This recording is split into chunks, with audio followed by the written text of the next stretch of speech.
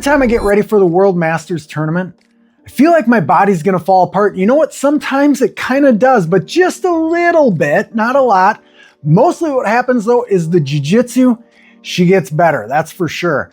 And it's nice because at 50 to have my jiu-jitsu leveling up and not feeling like I suck all the time, it's a great feeling.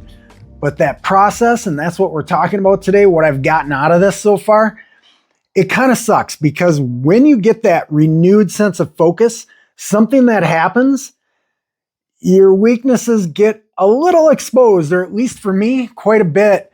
The reason for that is you got to find them and work on them when you go to this freaking tournament, man, because it's a lot of money. So it's not that you're doing more and more and more training, like a ton more rounds, you're more intentional. The idea is a little bit different. Yeah, you're going to get some of those just aggressive rolls in and getting beat up a little bit, but I'm not 25. So that's not every roll. Even getting ready for a tournament, I want to be more intentional and focused on what I'm doing. And hey, what are my weaknesses and what do I got to work on? Those are things that I'm trying to get through because in my opinion, at my level, I don't need to necessarily learn more jiu-jitsu.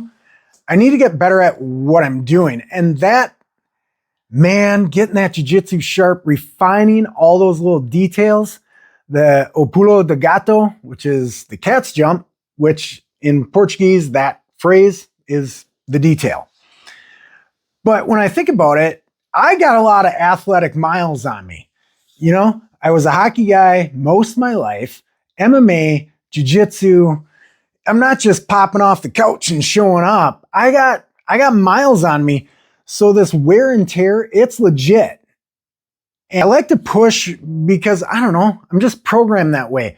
So the skill I'm trying to learn is when to keep pushing, but when to pause, because some of those tweaks like my elbow, my shoulder, my knee, my pec, maybe a hip or an ankle, well, could that be something that turns a little bit more severe that hinders me at the tournament? Because I do got to get there. I'm paying a couple bucks, airfare, hotel, you know, the registration, food, all that stuff adds up. So that's a skill. I'm figuring out when to take a round or two off just to see how things are really working and what's going on over there. A couple things I've done that have actually helped with that push-pull. I started swimming, more water. And I'm not talking about the aggressive, I'm going to swim 50 laps, I'm getting all this cardio. It's just the water, to be honest with you. Cold plunge, hot tub, swimming pool.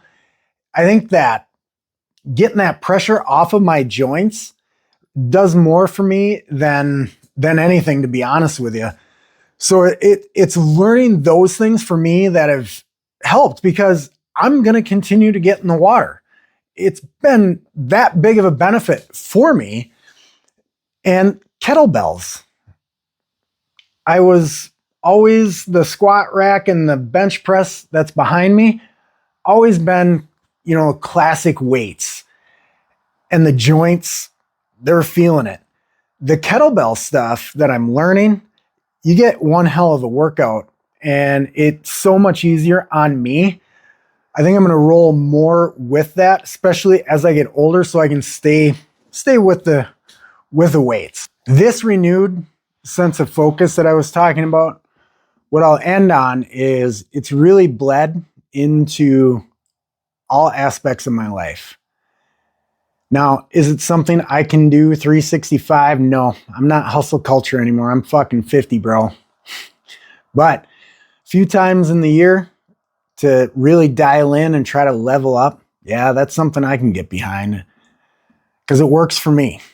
I don't know. Maybe I'm a little psychotic. That's probably also part of the problem issue. I don't know. If you know me, you're concerned, caring, and inspired at the same time, probably. I don't know. Hopefully, I'll see you in Vegas.